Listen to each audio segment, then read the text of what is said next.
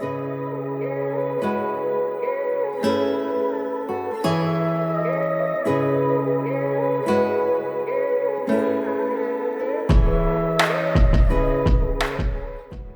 frequencies that meet in the middle. So on the right ear and on the left ear is a different frequency each, and it creates one frequency in your brain. So it helps you to meditate deeper, to access your wisdom within.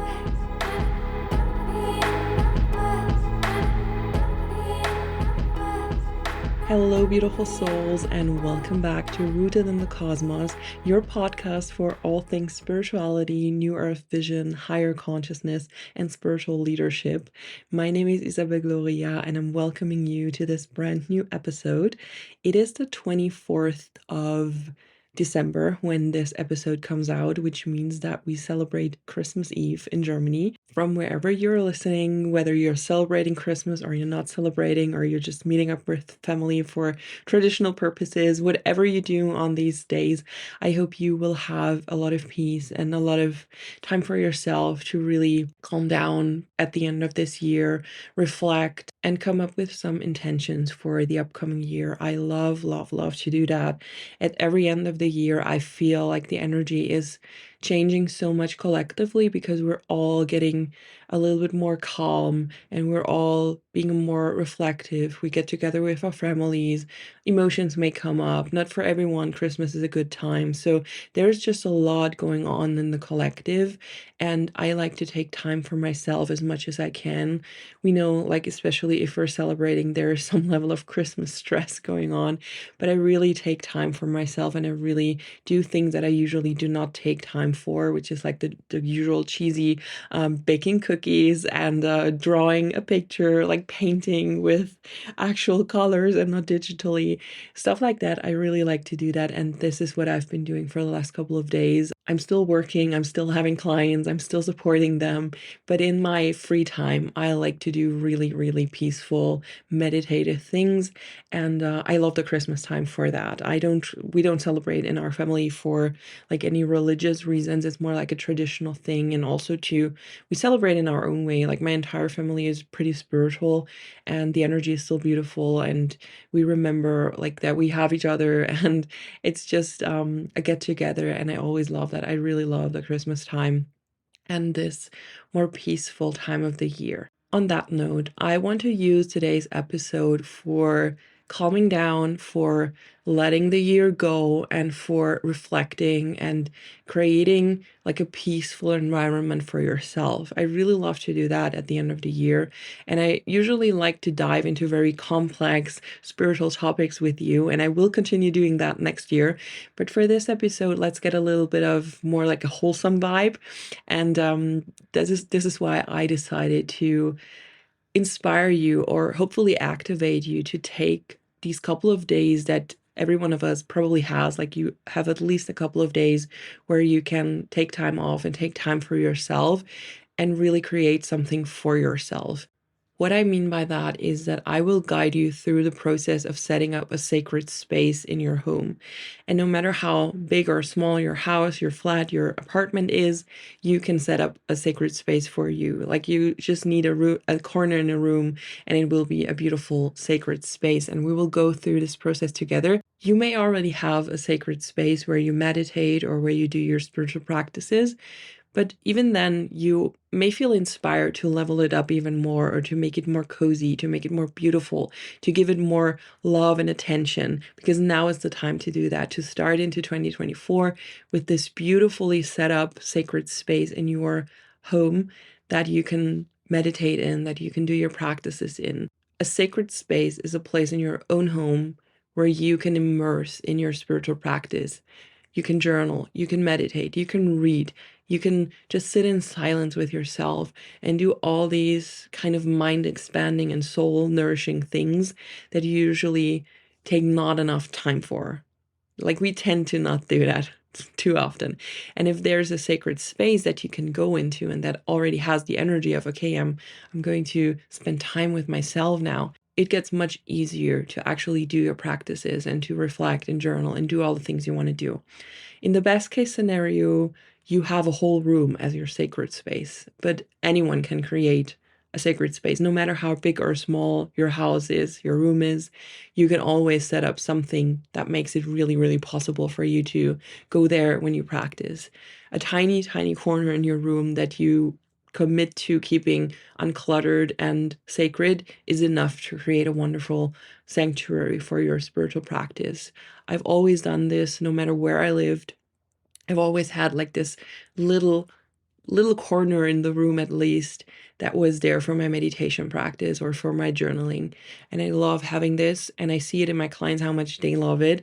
So I either set up a sacred space for them if they are in for the journey of their spiritual development and all that, or we set up a sacred workspace, which is for the entrepreneurs that I work with, because your workspace, if you're working on a mission, if you have like this spiritual mission behind your business, it's also very, very important to have a sacred workspace. But for this episode, we're going to focus on the sacred space, which is for your practices, for your meditation, for everything that you do on your spiritual journey or you want to do. So the first thing I would suggest is to find the perfect spot in your home. Think about where you feel most comfortable already in your home. Visiting your sacred space should be something you look forward to. So you should feel comfortable in the room, in the space where you want to put it up. You don't have to dedicate a whole room or a big part of your home to your sacred space. A little space next to your bed or a pillow in front of your nightstand can already make a beautiful sanctuary. It's all about the intention and the details. So keep it simple. Don't overthink it. Just go with your intuition. Where do you want to set it up in your home? And you can get creative.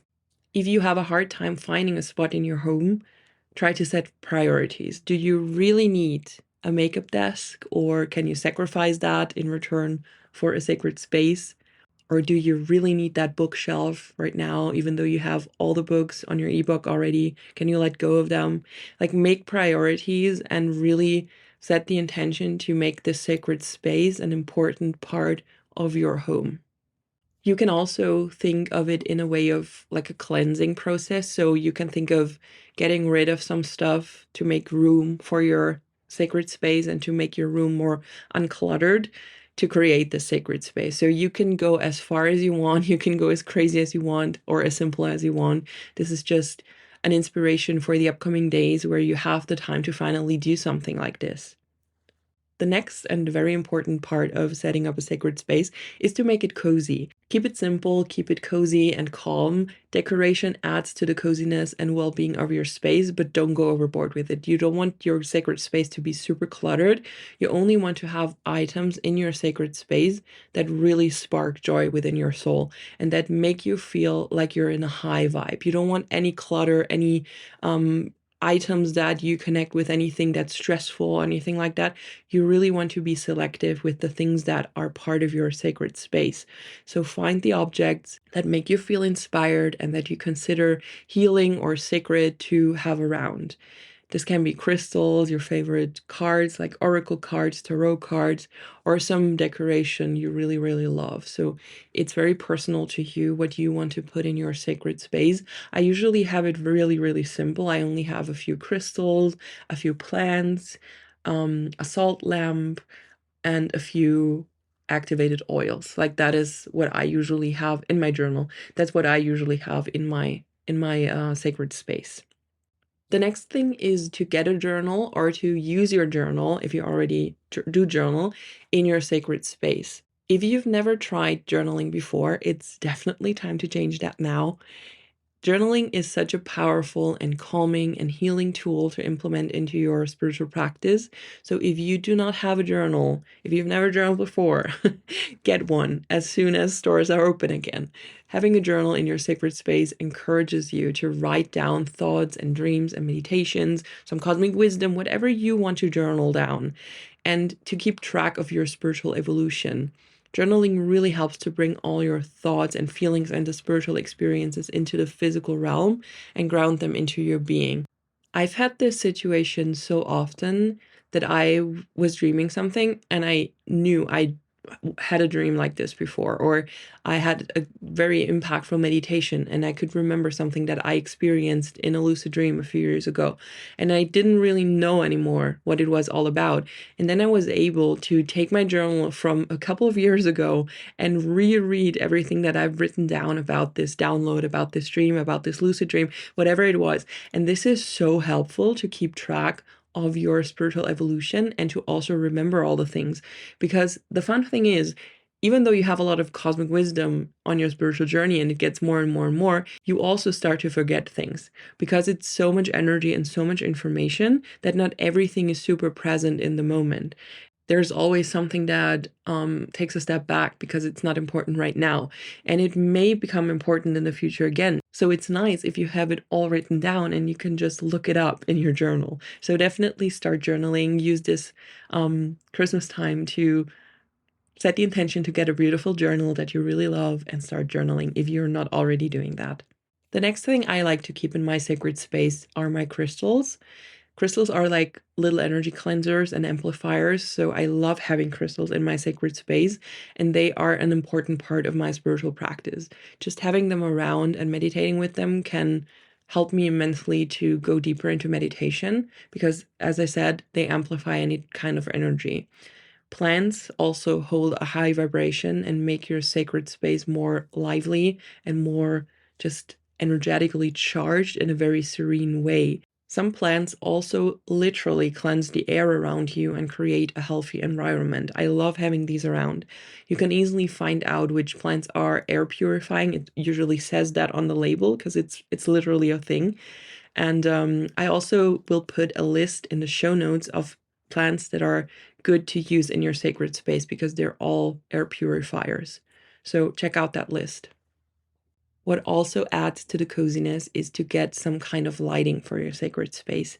Candlelight is always nice and cozy, but if you want to journal in the evening without lighting up the entire room, it can be helpful to have a warm, cozy light that's a little bit brighter than just candles, because candles can be really dark if you don't put on like 10 of them. What I like to use is Himalayan salt lamps. They are a great choice in my opinion. They are not too pricey and they give off the most soothing light ever. You've probably seen this kind of light in my stories because I always have them on in the evening. So whenever I journal, whenever I work in the evening, I always have them on. I love them. I love the light they give up. I love the energy. And also it's so natural because it's salt. It's nothing like too artificial. I feel like the frequency of this light, like this soft, warm light, really sets my brain up for relaxation and insight. So that really helps me personally, and I hope it will help you too. If you don't own one, definitely wish for one or get yourself one. It's very, very good investment. Something I've been introduced to by a friend of mine who's a miraphor. A miraphor is a woman who works with activated oils and the spirits of the essential oils. It's a very like sacred old feminine practice, and she introduced me to essential oils. I obviously knew them before, but I never really connected with them in the same way that I do now that she's taught me so much about this. You can rub your essential oils on your temples, or you can put them in a diffuser or spray around in your sacred space before starting your spiritual practice. And this is like a nice mini ritual for me. It's like okay, now we're starting the practice. Now we're calming down. Now we're calming the mind. Now we're grounding into the body. It's just a nice mini ritual for me. And it's easy to implement. There is so much to talk about the essential oils, and my friend could probably make this whole podcast episode about essential oils. I may invite her at one point to do that, but I'm not like this professional with this. I'm not a miraphor. I'm not doing any magic with the oils. I'm just using them to calm myself down, to ground into my body, and I like to use the activated oil that she gave me to really set intentions for my practice. I love to use rose oil. I really love the smell and the feminine energy of that. But my go-to is lavender because it's said to calm down the mind, make you feel more relaxed, and help you sleep better. So it's perfect for your cozy space and also perfect for practice before bed. You can also use incense for a nice smell and for the good vibes. I, for example, love to burn frankincense and dried herbs on a stove. if I'm planning to go into a deep meditation or spend a long amount of time in my sacred space. For shorter visits or for shorter practices, I usually use incense sticks or like a nice aura spray or a pillow spray, just to kind of trick my brain into knowing, okay, now it's time to really go inside, really focus on the soul, and this scent really helps with that. Another great thing you can do that you may not be aware of is to listen to high frequency music. Sound and vibration have a direct effect on our bodies and minds. We are always surrounded by frequencies, and music is nothing else but a frequency. So we are deeply impacted by the music we're listening to. And we have and we are a frequency ourselves. So that frequency of ourselves that correlates with the frequencies around us. And this is why it's hard to stay positive if there's a lot of negativity around you. If there is like people in a bad mood around you, you're being directly affected by the bad vibes around you, and they're dragging down your own frequency. High frequency music is suited to interact with your human frequency in a way that is calming and uplifting to you. So it's designed to correlate with your own frequency in a positive way. And different frequencies can elevate your well-being, and sound healing is a form of energetic medicine. And you can implement this so easily into your practice by just listening to high frequency music. You can go to YouTube and type in high frequency music, and a lot of videos will pop up with a lot of soundtracks, and you kind of have to go with your intuition. What does feel good? What does make you feel stressed? What does make you feel anxious? Because some of them, at least that's my experience, make me feel anxious, and they make me feel like, oh my God, that's not the frequency I need right now. So definitely listen to your intuition and find or take some time to find a soundtrack that you really love. These are usually videos that are like 1 hour or even longer, so you should be good for the time you spend in your sacred space every day to have this playing in the background. Another thing is binaural beats. I could talk about this more in a separate episode, but shortly said, this is like a frequency that it's two frequencies that meet in the middle. So on the right ear and on the left ear is a different frequency each, and it creates one frequency in your brain. So it helps you to meditate deeper, to access your wisdom within. Binaural beats are amazing. I have a bonus module in my mentorship with only binaural beats that help for different purposes, and my clients love them. They always love to dive into like these binaural beats and have them play. The thing is with binaural beats, you need headphones because, like I said, there's different frequencies coming from the left and the right ear. So it only works if you have headphones on that are stereo. And last but not least, the thing that makes your sacred space a sacred space is your consistency. It is important that you actually show up in your sacred space. Try to implement it as a daily ritual, even if it's just 5 minutes or 10 minutes out of your day. You can make that work, right? So, like brushing your teeth or washing your face, going to your sacred space, soaking up the positive energy, and just being present in the moment should be a routine for you. You don't have to practice all the things you love doing each day, because sometimes we don't feel like it, right? You just don't feel like meditating every day, like doing breath work every day. It's just a thing. But see it as a form of self-love and self-nourishment to be consistent in going to your sacred space, and always keep it uncluttered at all times. Like the name says, this is meant to be a sacred space for you. You don't want to put any stuff in there that's not meant to be there. You don't want to use it as a storage room because you need to store some things. It is your little high vibrational sanctuary, and no one else should be in it that is not invited. Nothing else should be in it that is not meant to be there.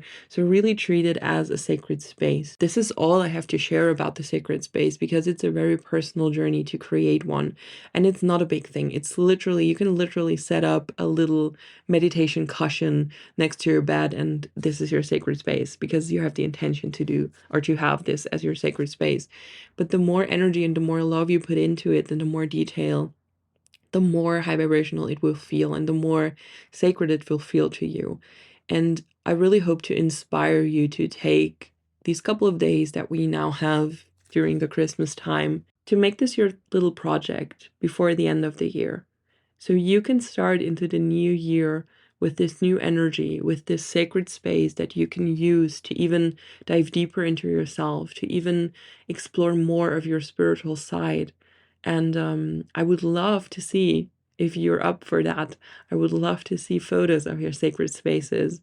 In my mentorship, we also set up sacred spaces or sacred workspaces, and I always love exchanging the photos. Everyone does it so differently, but they always look so good and so beautiful.